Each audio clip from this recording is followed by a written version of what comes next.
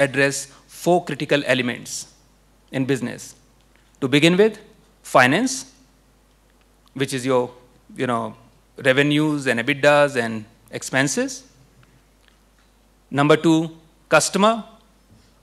Number 3, processes, the governance. And number 4, your people.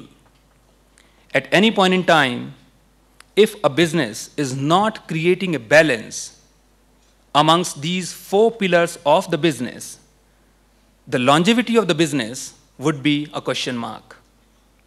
The business would not be sustainable in long run. And hence, the name comes as balanced scorecard. You give right kind of weightages at each scale. And the beauty of balanced scorecard is that when you implement balanced scorecard, right from CEO of the company till the last executive in the field, it becomes applicable. Because all of them carry responsibility of all the 4 elements. The only thing which changes is the weightages which you give. Probably for CEO, revenue carries 40% weightage. And for a sales executive in the marketplace, the customer carries 40% weightage. For CEO, people might carry 20% weightage, while for field executive, it might carry only 5% weightage because he does not have people under him. He only has distributor sales people reporting into him. And that's why the word balance. While you give scores to each of these matrices, you maintain the balance depending on the responsibility of that particular position, handling that part of the business. And that is something I can share with this young set of people sitting here. If you start mastering that now, at least in terms of understanding, because you're not implementing it right now, but from understanding point of view, going forward, imbibing organization culture or corporate culture will become easy for you. And then blending yourself with the increasing demand of corporate will become easy for you. You will find it easy to understand why you're being entrusted with the responsibility which you think is not your direct responsibility. For example, in my earlier organization, SR, when I tried implementing it, one of the biggest pushback came from my own HR head, saying that, I'm HR person. Why are you giving me revenue targets? Why are you putting 20% on my financials? How am I going to add to financials? And I actually I spend time in making her understand that as HR person, you are responsible for financial, because financial is not only revenue, it is also the cost, how much you can save. You don't do right sizing of organization, you don't pick people at the right salary level, you don't ensure that the statutories are being paid on time, you don't make sure that administration is well under control, then the cost will inflate. And hence, even if we bring in more revenue, our bottom line would always be weak. So at each level, even at executive level of HR, there was a resistance. And hence, if this generation understands the beauty of this whole concept, imbibes those principles, and then enter into corporate, they'll find it so very easy to blend with the corporate requirements, and they would be having lesser resistance to the demands which are being put onto them. So I just wanted to share this small experience of mine. I end my deliberation here. And if there is any question, would more like to address. Yeah? Yeah. Thank you. Thank you, sir. A big clap for Mr. Atul. That was a very brief but effective presentation on business process outsourcing, balanced scorecard, and cost management practices. So we can have 3 questions for Mr. Atul, 3 questions or comments. My concern is in outsourcing.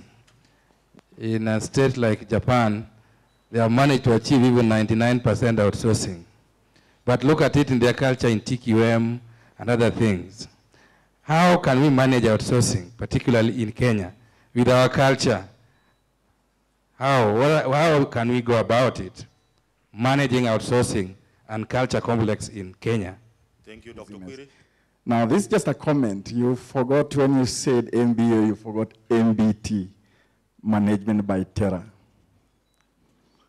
Now, how do you ensure your staff perform well and avoid the trap of MBT, disguised as MBO?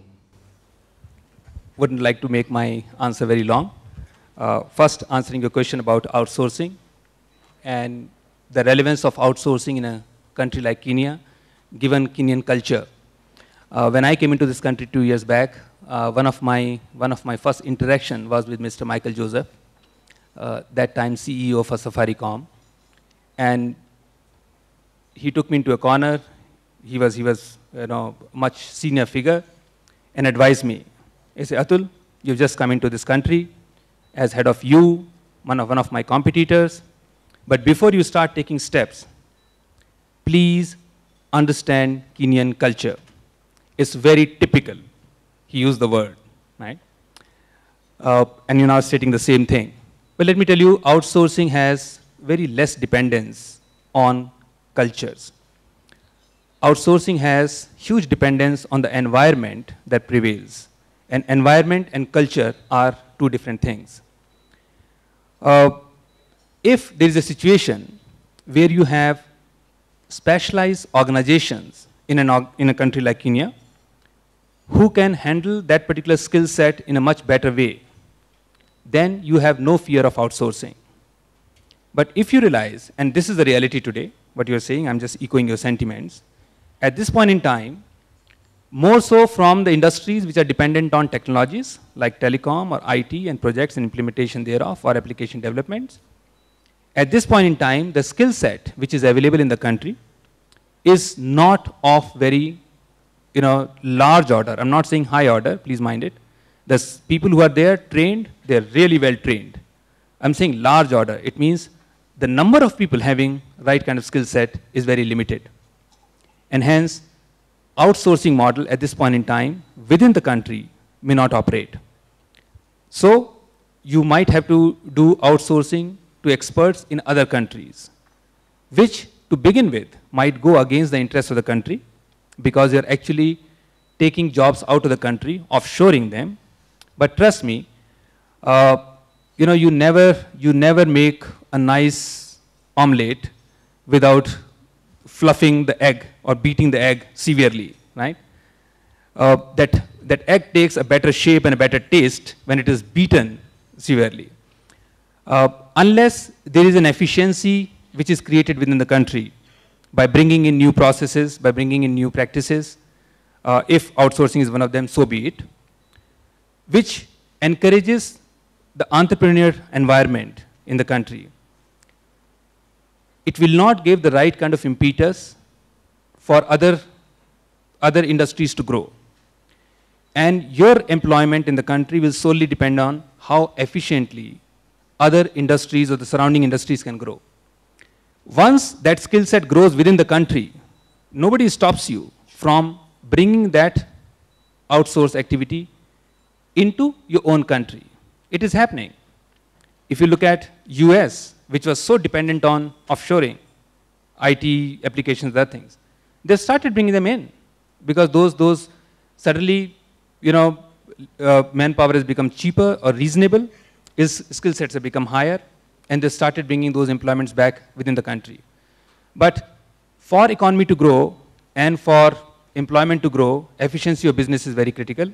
And for that, if you, for the time being, or for a short duration, need to take a dip in current employment and outsource activities, I think I'm in support of that. This afternoon, I'm supposed to talk about embracing the changing phase and pace in business and management. But mine will be a story about people and about strategy and about how to inspire and motivate people to perform. And I will look at the heart of change and firing up people, leadership in change, and maybe 1 or 2 points on dimensions of change and wellness of people. Because at the end of it all, the most important assets that we have is people. It's not technology, it's not the equipment, it's not the buildings, it is people. if the people are not properly fired, if people are not properly aligned, if people do not know exactly what they're supposed to do, it doesn't matter what strategy you have. And therefore, my focus will be on people, and I'll give you a few examples of what probably we have done at Kenyatta National Hospital and probably at Kenya Wildlife Service to demonstrate to you that strategy in management of people really creates results and improves business. This quote, I'm told, was from Charles Darwin, but according to some of us, it was actually Professor Aosa who said it before. It's not the strongest species,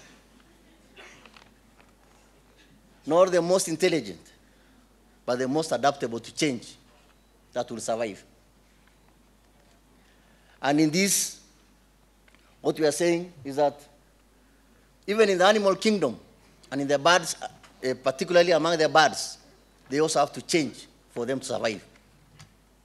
It's not only human beings who need to change, but even the birds. And there's a great story here, the story of the great eagle. The eagle has the longest lifespan of its species. It can live up to 70 years. But for it to live up to 70 years, it has to change. It has to make certain painful decisions. This decision is either to die or to change. And particularly in its 40s, its long and flexible talons can no longer grab prey, which serves as food. And these talons are actually talons of an institution which was sharp, agile, with talent, because of so many other issues: failure to embrace change, failure to embrace new technology, failure to accept new things. The talons carve. Probably also enjoying corruption, lack of integrity, issues of tribalism, issues of nepotism, makes the talons carve. The beak, sharp as it were when it was created. The sharpness of our great institutions, the sharpness of our great minds, the sharpness of our philosophies disappears for failure to embrace change. And the beak bends. It can no longer tear into the meat. It can no longer break the bones. It can no longer bring performance. It can no longer produce great scholars. It can no longer even treat patients. Its old wings, because of dust, and you know what I mean by dust in institutions, because of dishonesty, it becomes dirty. They become heavy. They hold to the chest. It denies the great institution to fly, to scale the skies. It denies the great institution the agility to become the best, and that it will only come down. The ego is left with no other options, and that's what happens in our institutions. That's what happens in our lives. At one point or another, we have to accept that we have to go through a painful process to create change, to survive and become great businesses, or otherwise we die. And all of us appreciate that in this country, we saw institutions like Kenya Post and Telecommunication, great institutions in the past, with almost 35,000 employees. Great institutions like Kenya Railways. And I've got great respect to the employees of Kenya Railways and Kenya Post and Telecommunication, probably who are still here. But those great institutions never saw change, never accepted to change. And today they're irrelevant. Today, they're a shadow of themselves. They have even made so many other Kenyans and families suffer. Kenya Bus Service was a great transport institution. It failed to embrace change, and it's gone. I enjoy remembering Kenya Post and Telecommunications, that great organization, and particularly because they used to have a very interesting advert, which I intend to connect with, though I didn't like it. There was an advert of a man or a warrior running with an envelope, crossing rivers and dangerous terrains, describing our postal technology and our postal development. It depicted some of us who are coming from that part of the world. And that's why I've never forgotten Kenya Post and Telecommunications, and that's why I have no mercy for them to have become irrelevant. Let's go ahead. The eagle, therefore, decides to go to the top of a mountain, and particularly in Kenya, we see this in Sololo, in those parts of Marsabit, and nearer to Nairobi is in Hell's Gate National Park. These eagles go there. This is not a fairy tale. This is an empirical scientific study that has been proven. And in fact, for those who are religious, you can also read the Bible, the book of Psalms. I think Psalms 105, somewhere there. The eagle goes there, sits on a rock, in its nest. Let's move on. And it has to remove the beak. The beak, which has not been performing. It uses the rock to remove the beak. The eagle knocks its beak against the rock until it plucks it out, as painful as it is.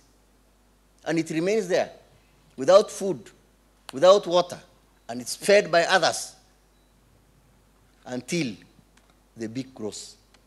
Once the beak grows, it starts plucking out its talons, one at a time. It's like plucking out your fingernails using a pliers. Painful process. Thereafter, it has the talons, which are fresh and new.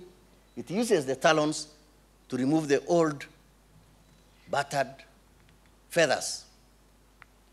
And that's why change is painful. For our institutions, sometimes it is called retrenchment, it's called trimming, it's called restructuring, it's called reengineering. But one thing that's very, very important, you don't remove all the feathers. You leave a few for the memory lane. After 5 months, the eagle takes its famous flight of rebirth and lives for another 30 more years, 70 years. The moral of this story is that change is needed. And why do we need it? Many times, change is needed so that we survive as institutions and we survive as individuals. For our organizations, we have to have CEOs who are holding MBAs and PhDs in management. They understand and appreciate change. We have to have intellectuals with experience, with knowledge of how to align their institutions to become great. We have to rid ourselves of old memories, old habits, and past traditions for us really to change, for our institutions to change, and for ourselves to change. And only freed from these past burdens can we take advantage of the valuable outcomes of becoming the best when we embrace change now. For those who are Catholics and Christians, to be more specific, he said, start by doing what is necessary, then do what is possible, and you will soon find yourself doing the impossible. Human nature is that things are difficult. It's impossible. We have no resources. We have no money. We have no budget. The point here is take a decision to do what is necessary within your environment. Do what is necessary at your level without even the resources. Do what's necessary with your talent, and you'll find yourself or find your institution doing what is possible, and the impossible or miracles will happen. But remember, if you always do what you have always done, you will always get what you have always gotten. Some of us use the same bus, same matatu, use the same route 24/7. Stay with the same friends, talk with the same friends, the same discipline, same profession. Sometimes we also sleep in the same bed, facing the same direction for 20 years.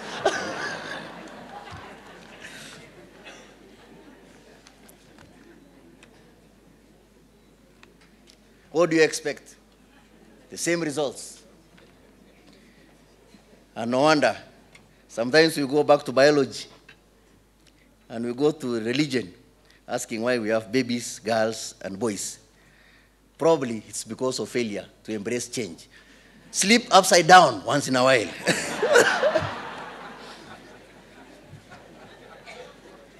To survive in the ever-competitive business environment, we have to behave like the ego, re-engineer ourselves, and because our customers are raising the bar on a continuous basis, we have to be ahead of them. And I seriously mean because of our customers. And it doesn't matter, even for the University of Nairobi, the students are customers. For Kenyatta National Hospitals, the patients, even though they are poor, majority of them, they are customers. And the customer is the king. Unfortunately, most of us do not take them as the king. We give lip service. We are not serious about it. And I'll just give you a very simple example. We don't even provide proper parking space for our customers. Customers who come to pay for us. Customers who come and pay us. Customers who come to our institutions. The parking spaces are actually reserved. When you go to your headquarters, Lower Kabete, I believe, Kenyatta National Hospital, the most properly managed parking spaces is for the principal, for the CEO, reserved for the CEO, and there are 3 parking spaces. Reserved for the finance director, and then for your customers, there's an arrow showing that you can park behind somewhere. But to make it more worse, at the back there is also another huge signage, park at your own risk.